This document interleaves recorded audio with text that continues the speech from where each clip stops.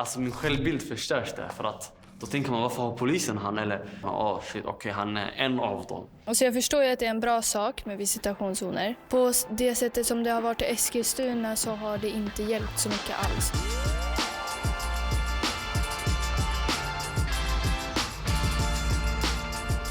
Vi är i Eskilstuna och det här är en stad som har drabbats av det grova våldet som har varit under de senaste åren. Särskilt under 2022 då flera skjutningar inträffade här. Det här är också en av de första platserna i landet där polisen inrättade visitationszoner. Men vad tycker de som bor här om det egentligen och hur påverkas de? Snart är det val. Om du hade varit röstmyndig, hade du röstat då? Ja. Jag tycker att det är väldigt viktigt att rösta för att varje person räknas, varje val räknas. Jag hade säkert röstat, men osäker på lite vad jag hade röstat på i så fall. Om du hade haft åldern inne, hade du röstat då? Nej, jag tror faktiskt inte det. Alltså, det känns som man röstar fast ingenting händer lite. Så jag hade inte röstat om jag var 18. Känns det viktigt att rösta? Ja, absolut. Vi har krigat för det här i över flera hundratals år.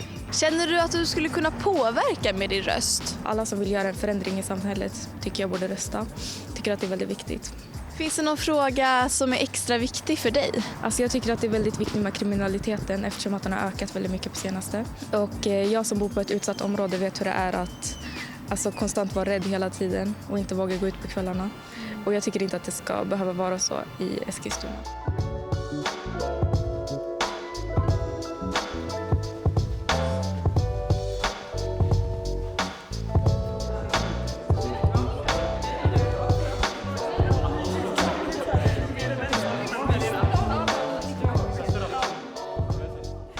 Jag tycker att visitationszoner är bra.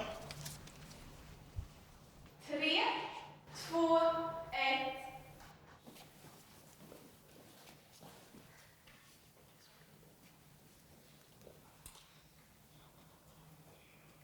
Jag tycker det kan vara bra för att man checkar av människor, men hela grejen är ju att ibland så kanske man checkar av vissa människor som är lite stereotyper för att vara kriminella.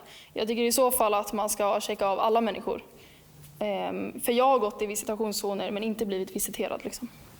Det må lösa lite grejer nu och så här kortsiktig lösning, men det är inget långsiktigt jag tycker att det löser. Jag tycker det är bra, man måste ha så. För tänk, det kan stoppa så här vapenbrott till exempel. Vi ser, jag ska gå till en affär och jag har vapen på mig. För vissa av de här personerna har alltid vapen på sig. Så söker jag den personen och så ser de vapen på sig. Och den personen kanske skulle göra något innan. Så det kan alltså hjälpa till för ett mord just nu. Jag tycker bara inte det löser själva problemet. Jag känner så här, det är mycket resurser som läggs på. Så här många människor ska visiteras i ett område. Och jag tycker faktiskt det är få brott som hittas. Och sen kanske one in a million time, att det blir sådär att de visiterar många människor och sen att de hittar liksom där. Ja, men det minskar ju brott att de står och visiterar folk. Men senast när vi hade visitationszoner här så var det på grund av skjutningarna som var hösten 2024. Alltså, så jag skulle säga att det är nästan omöjligt eller onödigt, för att det är liksom som ni sa, att det är liksom så one in a million. Alltså om jag tänker från mitt perspektiv som inte då har någon koppling till kriminalitet eller håller på med någonting sånt, jag känner mig väldigt otrygg, för det är liksom så här, varför ska jag behöva gå runt och tänka på att polisen kanske kommer fram och visiterar mig, liksom så här, det blir väldigt så här personligt, det blir väldigt otryggt för någon som liksom inte har någon koppling till det.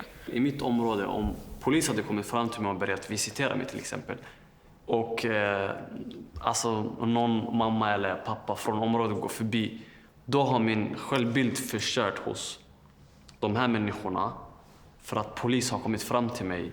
Har det hänt dig? Ja, 100%. Jag bara kommer från fotboll och sen polis kommer fram till mig, man visiterar mig framför en moské och sen kommer det ut massa pappor där och sen min självbild förstörs där, för att då tänker man, varför har polisen han? Eller vad gör han med polisen och varför visiterar man han? Han är en av dem. Så då har jag blivit redan kategoriserad. Jag var med mina vänner, vi var på väg hem. Och sen så såg vi en polisbil och de stannade, de stoppade oss, de frågade vad vi gjorde här. vart vi hade varit och sen så visiterade de oss och sen sa de att vi inte hade något på oss så fick vi gå. Jag kände att det var bra av dem att de gjorde så. För om jag och mina vänner hade varit några andra som hade gjort något dåligt så hade det varit bra, de hade ju fångat oss då. Men visitationszonerna, de hamnar inte där bara helt randomly. De hamnar inte bara på nu ska vi lägga en visitationszon här. Till exempel som i höstas, då det var skjutning, det här liksom tensionen som kan börjar bubbla upp lite. Då att man ser kanske inte, säga att man one in a million, att man träffar någon, tar någon liksom. Men man kanske motverkar någonting annat. Jag tycker faktiskt det är en löjlig idé för att att det har blivit till en verklighet också. Men är det inte bättre att de tar lite än ingenting alls? Alltså för vad ska de annars göra? Då kanske man ska lägga liksom resurser och pengar på att hitta ett mer effektivt sätt. Så att man liksom typ ändrar fokus, om man säger så. Ja, vad skulle det vara? Det kan jag inte svara på. Alltså jag förstår ju att det är en bra sak med visitationszoner. Men på det sättet som det har varit i Eskilstuna så har det inte hjälpt så mycket alls. För att de har haft det i områden som har haft lite problem och så. Men jag tycker att de också borde i så fall ha det i områden där det inte har uppmärksammats så mycket, för att det kan ju fortfarande vara där. Får jag ställa en snabb fråga till dig? Hur gammal tycker du att man ska vara för att kunna sättas i fängelse? Alltså det beror helt på vad man har gjort. Men jag tycker ändå att 18 är en ganska bra ålder så. Alltså om du är gammal nog i brottet så ska du väl göra tiden för. Ser du några risker med att yngre personer kan sättas i fängelse? Man blir ju stämplad. Det är väl det, att man får de förväntningarna att man är kriminell då. Det beror ju på vilka situationer som, alltså vad det kan vara för någonting. Om det är allvarligt, ja men då kan det vara kanske till 13-14 år. Tycker du att man kan straffa ett barn? Absolut inte. Det är inte så man behandlar med barn genom att straffa dem. Det måste finnas ett bättre system hur vi behandlar barn som inblandar sig med gängkriminalitet. Men då får de väl göra något i samhället på något annat sätt. Ja, samhällstjänst, typ så här, hjälpa till på ålderdomshem och sånt kanske.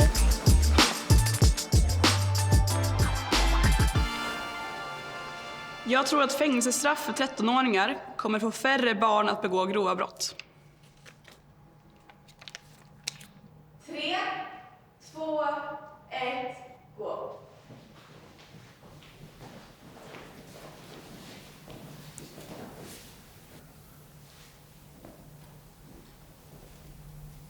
Varför har du just valt jag?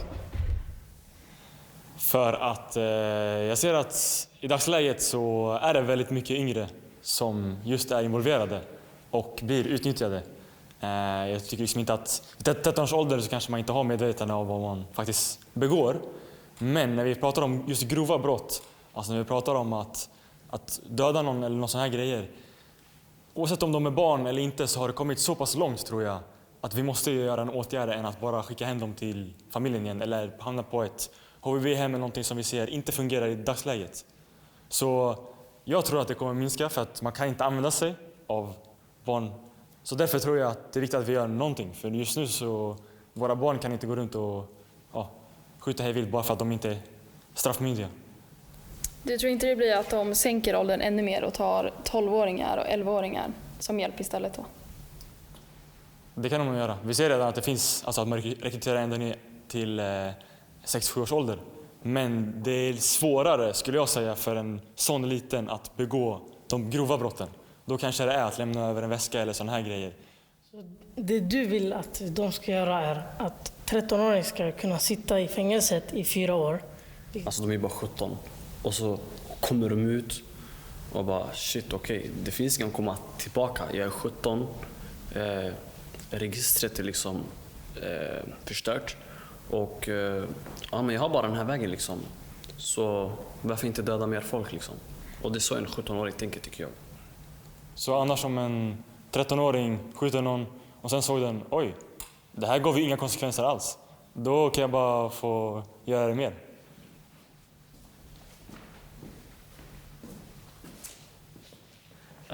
Jag valde att byta plats för alltså jag tycker sådana här grova brott måste ha konsekvenser. För även du är 13, du kan fortfarande tänka på vad du gör. Jag tänker också så här, 13-åringar, de har typ precis börjat högstadiet.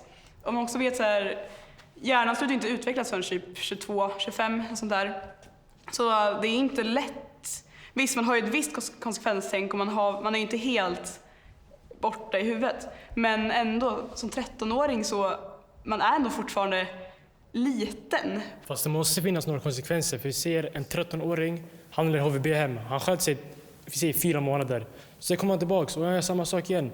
Det händer samma sak flera gånger till sen 18. Och då han tjänar till sina pengar, då kan han sitta till och chilla sig. Så det måste finnas några konsekvenser, HVB-hem. Men de här konsekvenserna leder till att det blir bara mer problem också. Alltså jag tror på ännu mer, alltså att man lägger mer ansvar hos föräldrarna.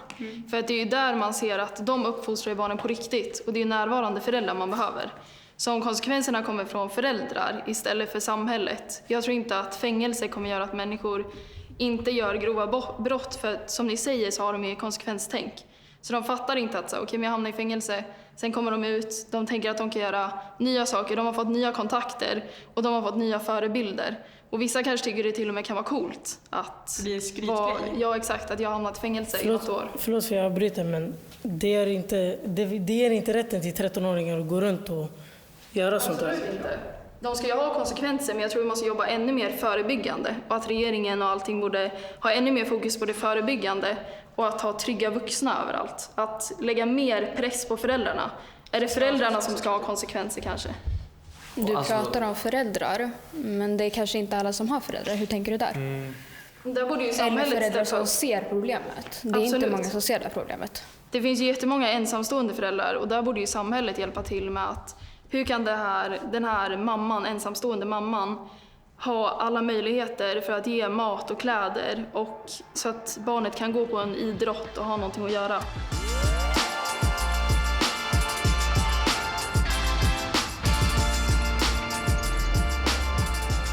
Påverkades du av visitationszonerna som var här hösten 2024?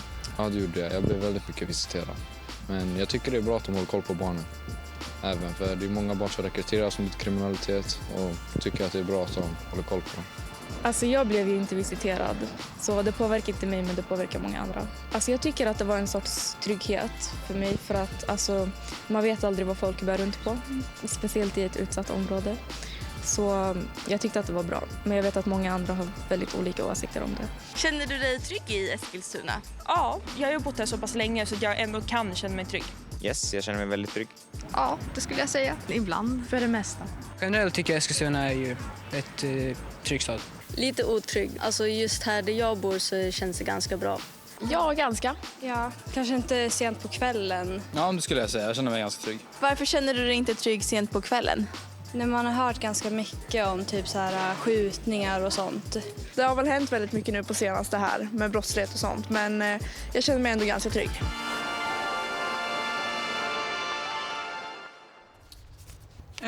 Jag känner mig trygg i Eskilstuna. 3, 2, 1, gå.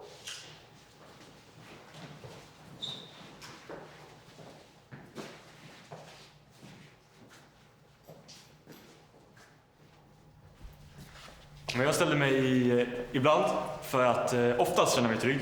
Men jag känner ibland liksom, när man kanske går hem sen på kvällen, då kan man känna ibland liksom lite att man inte är helt trygg på det som man läser och det som man ser som händer i Eskilstuna. Så jag kan känna mig trygg ibland. De sprängde en port nära mig för inte så ett tag sedan. Så man kan aldrig känna sig trygg direkt i Eskilstuna. Man vet aldrig vad som kommer hända. Jag känner mig trygg i Eskilstuna. Jag har bott här ganska länge. Och jag känner ganska stor del av Eskilstuna. Och jag tror inte något kommer hända. Därför jag har tagit ja. Ja. Jag tog nej därför att jag bor i ett sånt område som kanske är lite otryggt. Och jag känner mig inte trygg. Liksom till exempel men på kvällarna som du sa. Men även det kan ju vara oroligheter även på dagarna. Sen är det också liksom hela tiden på nyheterna att det har varit skjutning här och det har varit skjutning i närheten. Och det har liksom varit flera olika dåd typ. Men som tjej och kille, jag tror det är olika typer av trygghet också. Alltså som kille kanske man är mer rädd för att bli involverad i själva konflikten. Men som tjej kanske man är rädd för sitt liv och så här. Man tänker, okej, jag kanske inte ska vara på de här platserna, kanske den här tiden, jag ska inte vara ute. Så jag tror det är olika typer av trygghet också där. Jag kan flika in med att jag har ställt mig på att jag känner mig trygg i Eskilstuna och jag är tjej. Och för att jag är inte så rädd för själva skjutningarna. För att där kanske inte jag känner att jag hamnar i fel ställe. För att jag tror inte att jag blir fel måltavla i sådana ställen. Men jag blir mer orolig om jag går på gatan och det går en man bakom mig. Men det gör jag ju vart jag än är. Alltså i vilken stad jag än är. Därför är jag lika trygg i Eskilstuna som i andra städer. Vad kan man göra då för att öka tryggheten? Jag tycker väl att man har en närvarande föräldrar kan också skydda många ungdomar. I mitt fall har det varit så. Jag har liksom bott med en ensamstående mamma, men hon har väl ändå varit tuff mot mig i det fallet att jag inte ska hänga med dåliga killar och så. Jag tycker ha en samhörighet också.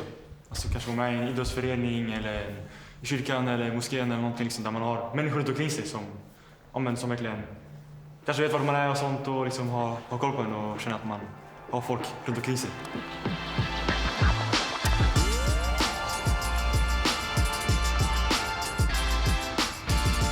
Hänger du med personer från olika områden här i Eskilstuna? Ja, men det gör jag väl. Ja, det gör jag. Ja, det gör man. Ja, det är en liten stad så. Alltså Eskilstuna är ett väldigt litet område så vi känner nästan alla typ. Upplever ni att det finns en viss splittring mellan olika områden? Det beror väl lite på alltså, om det är ett gäng som bor vid samma ställe så är man väl liksom så. Men annars är väl alla lite överallt. Jag håller med. Alltså det kan ju bli så ibland att man håller ihop med dem som är nära sig men man är ju inte stängd för andra så här, personer från andra ställen och sånt. Förr umgicks jag med personer från olika områden. Men kriminalitet och konflikter har gjort att jag inte kan göra det längre. 3, 2, 1, gå!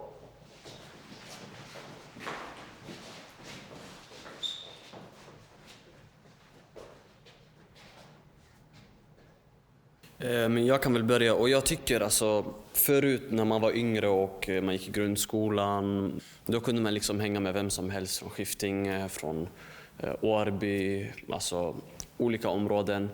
Och där kände jag liksom att vi alla hade något gemensamt. Det var fotboll, det var där och man kunde alla hänga. Sen blev det liksom konflikter, bråk mellan vissa grabbar från olika områden och sen separeras man bara. Och sen nu i det här läget och den här tiden så ser jag typ knappt någon i min ålder längre. Ja, men jag tycker inte det. Jag kan hänga med liksom från vilket område som helst. Och känner också att det är nog ett bra sätt för att liksom motverka det här. Då, att, fast för jag är inte involverad i något liksom kriminellt och sådär, då tänker jag att då behöver jag inte känna att jag har samhörighet i min del så.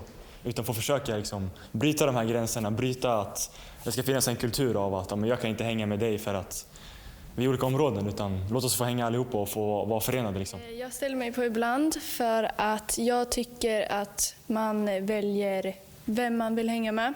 Men jag känner också att i dagens samhälle så har väldigt många saker blivit fördomsfulla. Så att man har fördomar om vissa platser. Man kan ha till exempel att jag kommer hamna i problem ifall jag hänger med den personen, eller jag kommer liksom inte passa in med den personen för att den bor där och sånt. Och sådana fördomar. Om jag har kompisar i Skiftinge, om jag går dit så brukar man alltid fråga vad är du här, vem är du med, vad är dina planer här? De brukar alltid kolla så inte jag har något dumt att göra. Fast jag kör bara basket där. Alltså, det där som inte funkar i Eskilstuna. Om det är ett visst ställe, du kan inte gå till ett visst ställe för de tror du kommer göra något dåligt mot dem. Jag har fått för mig att det inte är lika områdesbaserat längre. Utan det är mer liksom konflikter mellan personer och det kan vara även inom områden där det sker grejer. Ja, nu tycker jag typ det är mer personligt. Alltså så här att man... Ja, men jag har haft något emot han och han har haft något emot mig och sen blir det tjafs och så och sen eskalerar det bara. Så jag tror inte det är mer gruppering nu typ. Jag håller med dig. Superbra! Det var sista påståendet!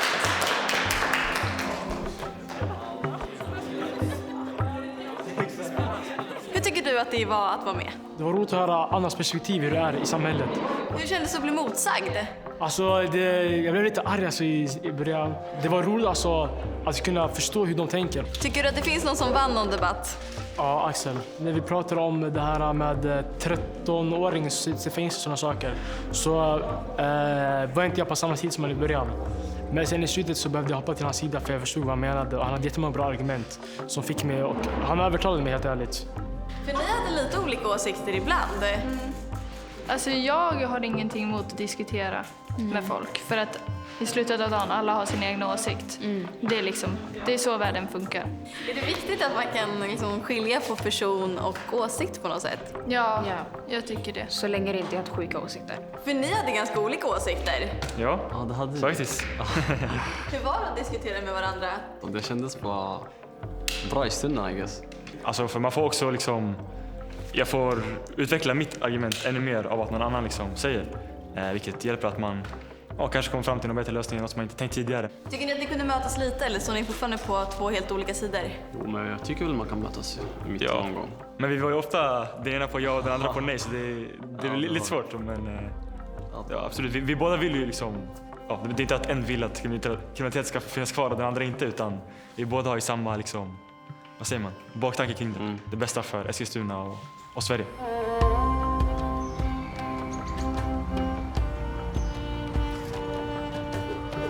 Mm.